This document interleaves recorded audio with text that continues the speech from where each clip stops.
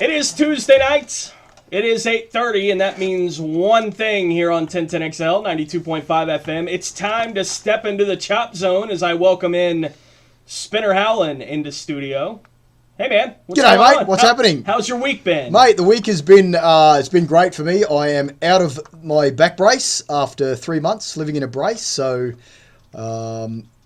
things have changed. So I actually do a few things by myself.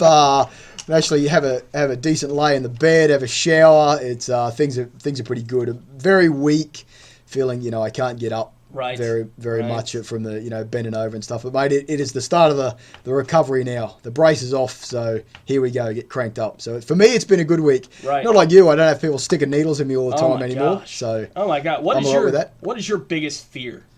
If you had to label one thing that you actually are afraid of. Oh, mate, I don't. Let me think for a minute. I mean, I'll be honest. I'm not keen on spiders. I'm not. It's not like they freak me out. I'm not going to go, oh no, there's a spider. Quick, call someone else. But I'm not going to get a spider and let it crawl up my arm or anything like that. Snakes, I'm not too worried about snakes. Needles don't bother me at all.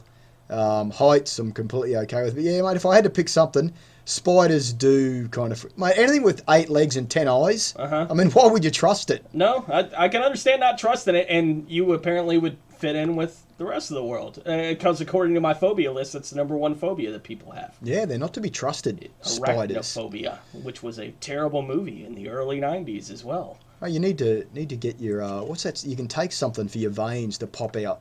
They told me to drink water all day, but I didn't take anything to do any of that. And it's usually not that tough for somebody to find. This is the first time I've had that experience with somebody trying to find.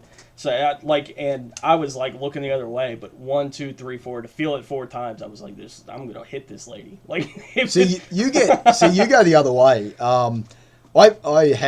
I've passed out a couple of times from that when they have to have a couple of cracks at you with a needle. Because you generally, when you're going for those tests, I don't know what yours is like, but you can't eat for 24 hours. Right. Like they tell you not to eat, so you're kind of hungry. You got the midday test, so it's kind of been longer than you thought. Mm-hmm. And you get in there and you start thinking about the needles going in there. And I always like to watch. I like to have a little watch. What are they doing to me? Not me. And I think it just sort of hits you, and then you just get a bit lightheaded. Right. Like, look at the guy, mate. You better hurry up with this blood because I'm going to be laying on the floor here in a minute. The U.S. ladies, do want to update people as well. The U.S. ladies have taken the 1-0 lead over Germany. We got the PK. We made it count, unlike Germany here about 10 minutes ago in this game. So it is 1-0 USA as they go into the 75th minute of this semifinal in the Women's World Cup. If the U.S. ladies win, they'll go into the final on Sunday against the winner of Japan and England. I believe they play tomorrow night. Before we get into the rugby, Spinner, I did want to ask, because this is kind of a global sport, soccer. Absolutely. No, for sure. I know the Australian ladies got into the Matildas. Yeah, the knockout round at this thing. I know the Roos. I always enjoy watching the Roos when we get to World Cup time. The men's side of things, there with the Australian team. I kind of figure that rugby is probably the sport of Australia. Yeah. Would be my guess. Is soccer the number 2? No. Soccer's, I don't know where it would rate, maybe 4 or 5. Okay. Because we have different... Look, first of all, there's the 2 different rugby codes. You have Rugby League, which is what the Axemen play, the 13-man code, and then the traditional rugby union. Then we have Australian rules football as well. So we have the 4... I love Australian rules contact codes of sport, like the heavy contact. And Australia's like the US. We like our contact sports, like the men go out there, and get stuck into one another. So those 3 would be 1, 2, and 3. I'm not sure how they rate. I would think that the big rugby league games, I think, would probably be up at number 1. But then I think maybe some of the Aussie rules stuff too, they draw some decent crowds. But cricket, because we're a cricket nation as well, cricket rates pretty highly in Australia as well. But mate, our soccer teams do really well. They never get through and win the cup or anything, but they always qualify for stuff. The ladies and the men's usually qualify. I'm not sure if the men still have the deal with John Travolta, but John Travolta had a plane where he would fly the Socceroos to games. Like that was the deal. There's some... I don't know whether he bought the plane off Qantas or there was some connection there where, for some reason, John Travolta was attached with his plane to fly in the Australian men's soccer team Is he around for some time. Australian at all? No, mate, no. But he was in Greece with Olivia Newton-John, so maybe that's I don't know. That's a stretch, but. Mate, I don't know the whole story there, other than there was an attachment there in some way, shape, or form. I'm sure you could Google it like everything else. And It's weird. mate, everything on Google is true, right? So Right, yeah. it has to be. It's like has to be real. Wikipedia. You can't. Nobody can touch that except scholars Oh, absolutely. are the only ones that can Yes. update anything on Wikipedia. Mate, I read The Onion and I go to Wikipedia. That's where I get all my information for. Everything is the truth. So don't trust a word. Exactly, That's basically. all it Yeah, has to don't trust say anything I say. about anything. I do love that Australian rules football. I used to watch it on like ESPN3 any chance I got. Like I would be like, oh yeah, they uploaded another one. I would enjoy it. And it was such an easy game to figure out what was going on, and it was like watching some weird combination of like ultimate frisbee and football. Like it was this weird, and rugby. It's like this combination of all three of those games. I love watching that thing.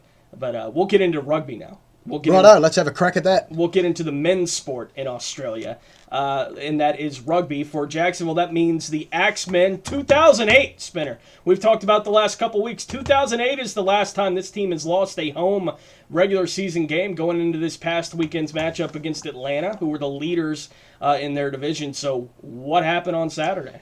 Mate, you're right. Atlanta comes down here 3-0. They've been dominant. They've played really well. And there were definitely some times when you think, okay, could this be the day it falls? You have a 3-0 team coming down. The Axemen at the time were 2-1.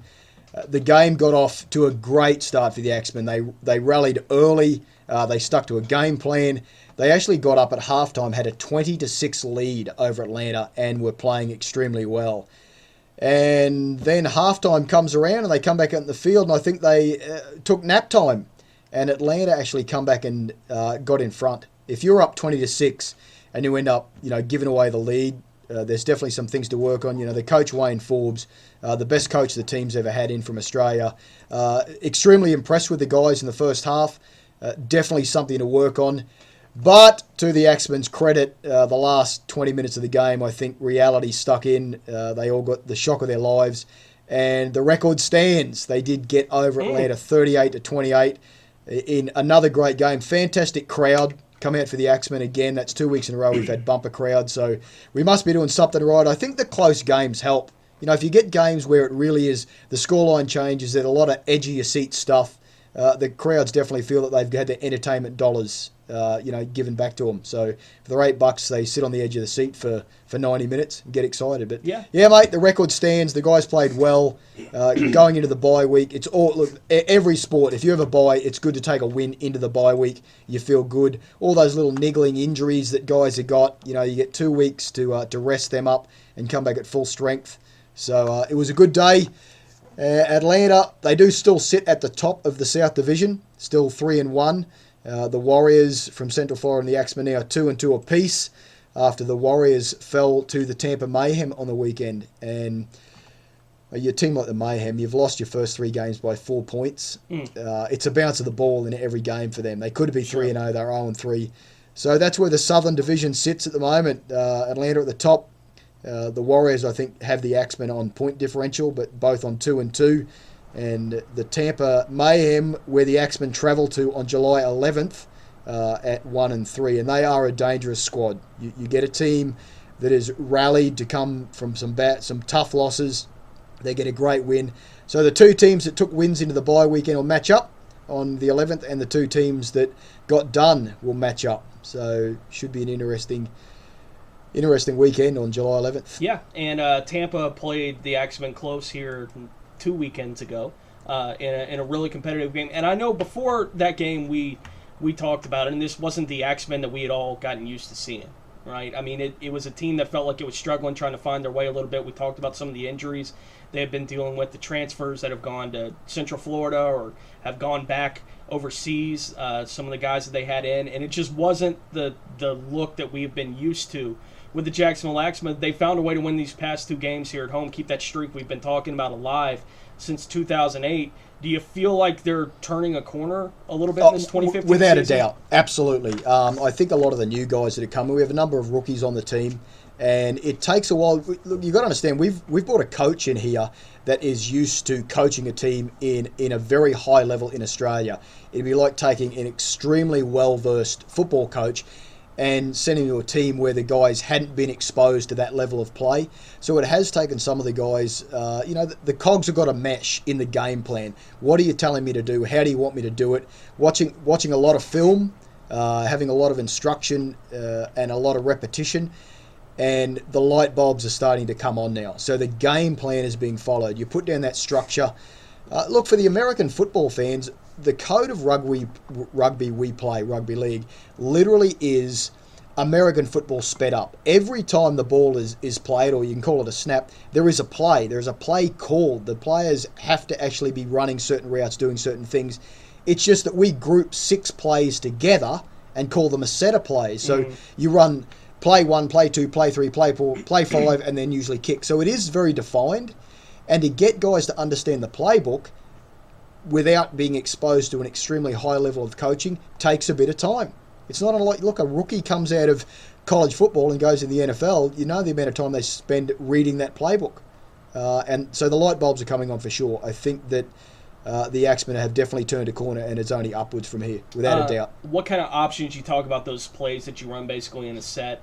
How rigid is that to, like, start a set of downs, we're going to run these 5 plays, or are there options to run off of each of those plays? Absolutely. Not only are there options from different guys running different routes, so you might have 1, 2, or 3 options in where the ball will come out, what player will end up with the ball. Do you target the left or right side of the field?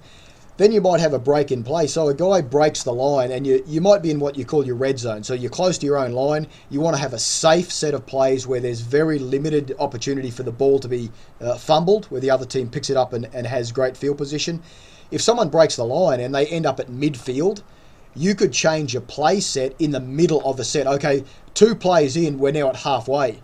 So the captain of the team, the little general that's always out there, that's kind of making the calls based on what he sees. Okay, we're going to go from an exit set into a scoring set. So you'll have 2 plays of your exit set. All right, now field position's changed. Let's immediately go into some different play sets. So there is a lot of communication. There's no spontaneity. Sure, a guy might get the ball and make his own spontaneous plays as far as the individual effort, but the game itself is very structured and very designed to capitalise on what you're seeing in the defense and what part of the field you're literally in. How much communication, especially in game when all that's going on? You talked about kind of having that general in the field who's almost like your quarterback. Absolutely. Making sure everything happens the way that you want it to and switching up the sets, that kind of thing. How much communication is going on in game between coaches and the players, especially that player, to if the coach sees something he wants them to do? Obviously, it can't be instantaneous. You have the ability to basically yell out from the sideline, of course. You can tell the guy at the sideline, usually the winger, he can pass information through basically, the old telegraph, the telephone system. But you can also have a runner, we call him a runner. He can get out in the break of play and have a chat to the captain real quick as he's quote-unquote giving water. Hey, guys, here's a quick squirt of water, and by the way, the coach needs this, he's seeing this. But it generally does come down to, once the game starts, once you're into your play set, to the communicators and the captains on the field to identify the things that they see as either weaknesses or opportunities in the defense of the other team. So there's some little things that happen. If you have a player because you have to play both sides of the ball. So there's a player on the other team that may be very good offensively. He's their playmaker. He's the guy that's making decisions, got a great step. Well, for the first 3 sets of our offense, we're going to run at him every opportunity we get. We want everyone to run at him. Let's specifically target him and make him tackle. Right. So a guy that's had to make 10 tackles in the first 5 minutes of a game is going to be less effective offensively. He has potential of maybe not an injury, but he's a lot tired. He's not going to be thinking so much, and he's thinking to himself, damn, they just keep running at me. This is really a rough day.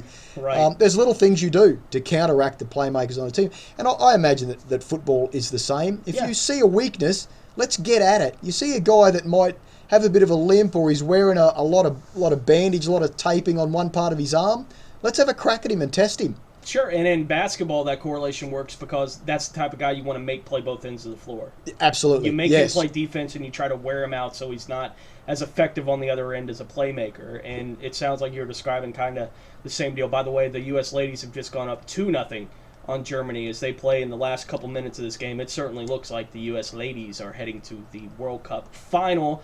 We talked about what's going on with the South. Tampa, you said, got their first win of the season. They've had a bunch of close games. Atlanta still at the top there with those 3 wins. Jacksonville and Central Florida both with 2 wins. So it's bunched up there still in the South, and we'll see how it plays out once we get past this bye week. What about outside of what's going on in the South in the USARL? Yes, there is only one remaining undefeated team, and that is the Philadelphia Fight. Obviously, one of the perennial powerhouses in USA Rugby League. But the Washington DC Slayers did have I think it was only 2 points, a very close win over the only other undefeated team, the Rhode Island Rebellion, to hand them their first loss of the season. So that was, it's really mixing things up now in the divisions up north, where you have those top 2 or 3 teams in each of the divisions that are really have an opportunity to go through into the playoffs. So, I've got to say congratulations there to DC. They are managed by one of the former Axemen players that moved up there a number of years ago, become a coach, and then one of the team administrators, got the team moving well there. The Philadelphia Fight, mate, they're always going to be, well, maybe not always, but they're definitely going to be the team. And I keep saying the Boston 13s, all the way up top, they've got a great number of players come in. They've got an Australian guy coaching them that's just come off a season in Europe. He's come across. And the Brooklyn Kings, the surprise after a very slow start, after copping a couple of pretty horrific losses, are now 3 in a row. So the team from Brooklyn has done well. So we're looking at the Rebellion is still at the top, all the way up north. The Mid-Atlantic, the Philadelphia Fight sit there with a comfortable 2-game lead over the Nova Eagles. But, mate, the South, incredibly competitive. Games being won by 2, 4, and 6 points now, where the bounce of the ball literally could be the difference in anyone's score. So at the moment, we're not even sure who's going to host playoffs. Is that Brooklyn team playing within the city limits up there in New York? Where are they playing? Yeah, they are, mate. They are playing in the city limits. They do have I know that they play at a high school. So they obviously the rivalry there, the crosstown rivalry. There is a team in Brooklyn and a team in New York, the New York Knights, and they play each other. They get 2 games, one home game each against each other, and that really has become a great rivalry. I want to say it's Randall's Island. I'm not overly familiar with the New York area, other than there's Manhattan and then there's Brooklyn as a suburb. But yeah, they are playing in the greater New York City area. I just marvel, man, because I can remember, I've known you for a while, and I know when this thing was just kind of a seed of an idea for you guys, and now they're playing USAR rugby up in New York and all these different areas here along the East Coast. It's pretty awesome to watch this thing grow. Oh, mate, it is great. It's fantastic to have 14 teams from Boston all the way down the coast through to Tampa now. I think because you're a part of it, you don't see the size of the growth. It's one, next year we get 1 team, 2 the year after. You don't really sit back and say, damn, we now really are a complete sporting league. Right. With a very large geographical footprint. Yeah. So, yeah, mate, it's pretty exciting stuff for us. So the bye week this week, they'll get back into action here in a couple weeks on July 11th as the 4th of July weekend. You're going to let the guys go enjoy some fireworks and beer and hot dogs and whatever else they do to celebrate. Yeah, we won't talk about that. Celebrate the holiday. You rugby guys, I've noticed you guys go hard from time to time. Also, we have been known. A great group of guys to go hang out with. I know at least the last couple of years you guys have been doing post-game hangouts with fans, and it's always cool how interactive it's been between the Axemen and the community. One last note here. You said the national team, the selection process has begun. We've talked about the World Cup and you guys trying to put in a bid to maybe bring that to the Jacksonville or at least the state of Florida, but that process has begun now. Yeah, the selection process for a national team, which I think for a lot of Americans is slowly becoming somewhat understood, but obviously with American sports, your big sports here, other than all-star teams, unless it's the Olympics, they're like, well, what really is the selection process for your national team? Right. We need to assemble the best players from within the entire USA Rugby League to then go and represent the United States at full internationals, like the World Cup or the qualifiers leading into the World Cup. There'll probably be a couple of lead-up games against Canada. We're trying to work out logistics there, whether we get one in the US and then one maybe up in Toronto. But it is a process where through watching film, discussing with coaches, watching the MVPs from different games. Is there a player consistently being named in the top 3 on a game? And we'll assemble those guys in each division and put them through not unlike mini combines where you want to test their skill set, test their fitness, and test their suitability to gel with players that they're not necessarily familiar with. I know that we are going to put together a clinic here in Florida. It'll probably be down in DeLand the day after July 11th, so July 12th. All teams play in Florida in the South Division that weekend. Mm-hmm. We'll have the top 4, 5, or 6 from each team come into a combine. I know that Peter Ilfield, the chairman of USA Rugby League, he's also a high-level coach, will be flying down. The coach from the Axemen, Wayne Forbes, who obviously comes with great credentials, and myself, we'll go and take a look at it. All right, we've got 20 or so guys from the South. How many of them get to go into the player pool? Mm-hmm. You'll have maybe 30 guys in a pool where you can pick the top 20 based on what you're going to do.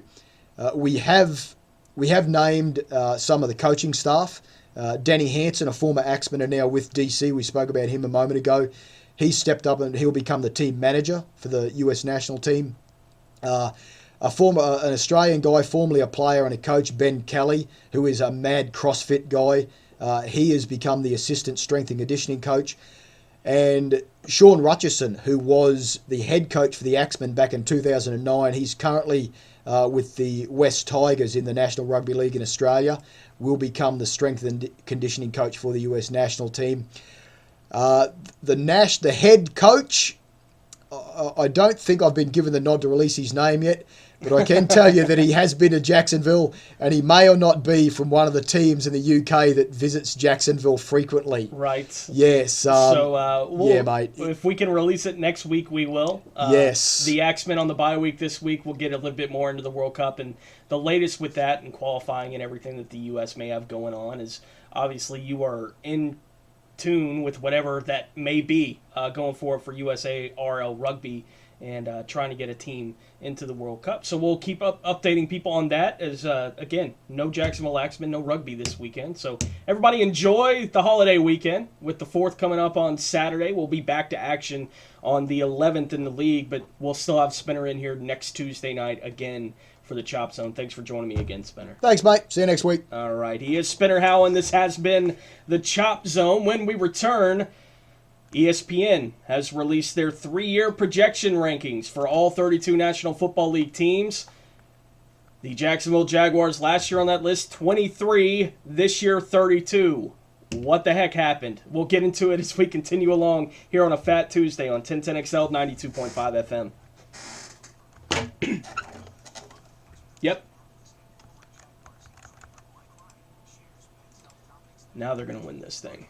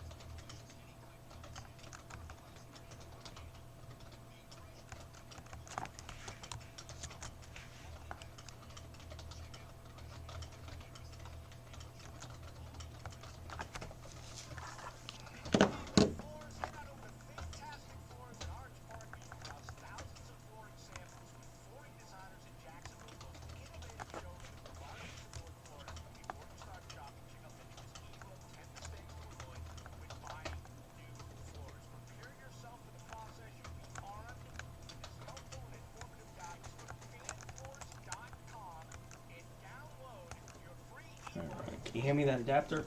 Yeah, sorry, I mate. found it.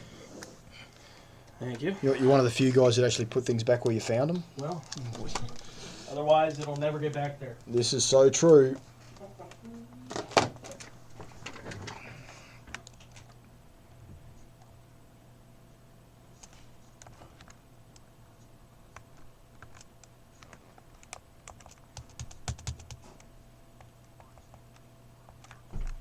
You know, it was bound to. Oh, he just ducked into. You know, it was bound to happen.